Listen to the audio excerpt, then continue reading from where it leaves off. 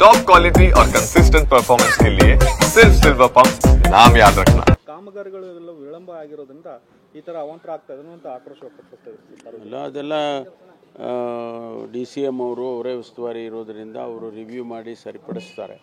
Instructions ಕೊಟ್ಟಿದ್ದಾರೆ ಅಂತ ಕೇಳಿದೆ ನಾನು.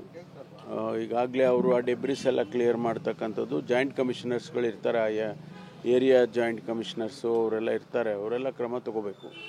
ಮಳೆಗಾಲ ಬರೋದಕ್ಕೆ ಮುನ್ನೆಚ್ಚರಿಕೆ ವಹಿಸಬೇಕು. ಯಾಕೆಂದರೆ ನಮಗೆ ಮೊದಲು ಈಗ 1-2 ತಿಂಗಳಿಂದ ಸ್ವಲ್ಪ ಬೇಸಿಗೆ ಕಾಲದಲ್ಲಿ ಮಳೆ ಬರುತ್ತೆ, ಇನ್ನೇನು ಜೂನಿಗೆ ಮೇ ಜೂನಿಗೆ ಮಳೆ ಬರುತ್ತೆ ಅನ್ನೋದು ಗೊತ್ತಿರೋಂಥ ವಿಚಾರ.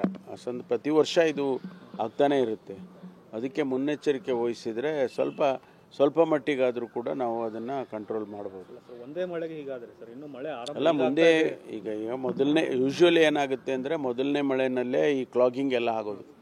ಆಮೇಲೆ ಅಷ್ಟೊಂದು ಇರೋಲ್ಲ, ಯಾಕೆಂದರೆ ತೆಗೆದುಬಿಡ್ತಾರೆ. ಕ್ಲಾಗಿಂಗ್ ಆದ ತಕ್ಷಣ ಅದನ್ನೆಲ್ಲ ತೆಗಿತಾರೆ.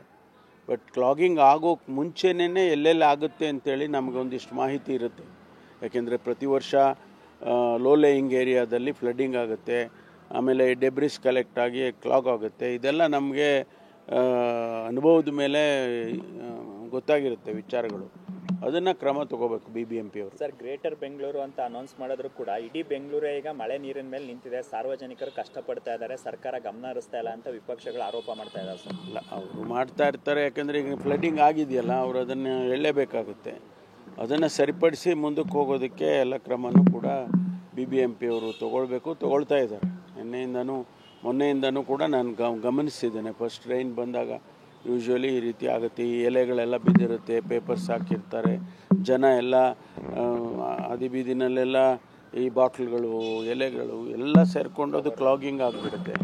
ಅದನ್ನು ಮೊದಲೇ ಕ್ರಮ ತಗೋಬೇಕು. ಸರ್, ಈಗಷ್ಟೇ ಸುನೀಲ್ ಕುಮಾರ್ ಅವರು ಟ್ವೀಟ್ ಮಾಡಿದ್ದಾರೆ ಸರ್, ಮಳೆ ಬಂದು ಸಾಕಷ್ಟು ಸಮಸ್ಯೆ ಆಗಿದೆ, ಇಂಥ ಟೈಮಲ್ಲಿ ಸಮಾವೇಶ ಬೇಕಾ ಅಂತ ಪ್ರಶ್ನೆ ಮಾಡಿದ್ದಾರೆ ಸರ್.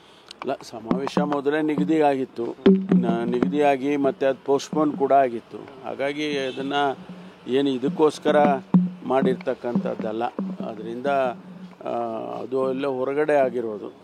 ಹೊಸಪೇಟೆಯಲ್ಲಿ ಸಮಾವೇಶ ಆಗೋದು, ಬೆಂಗಳೂರಿನಲ್ಲಿ ಏನು ಮಾಡ್ತಾ ಇಲ್ಲಲ್ಲ. ಅದರಿಂದ ಮೊದಲೇ ನಿಗದಿಯಾಗಿತ್ತು, ಅದಕ್ಕೋಸ್ಕರ ಮಾಡ್ತಾ ಇದ್ದೇವೆ. ಅದಕ್ಕೂ ಇದಕ್ಕೂ ನಾವು ಹೋಲಿಕೆ ಮಾಡೋಕ್ಕಾಗೋದಿಲ್ಲ.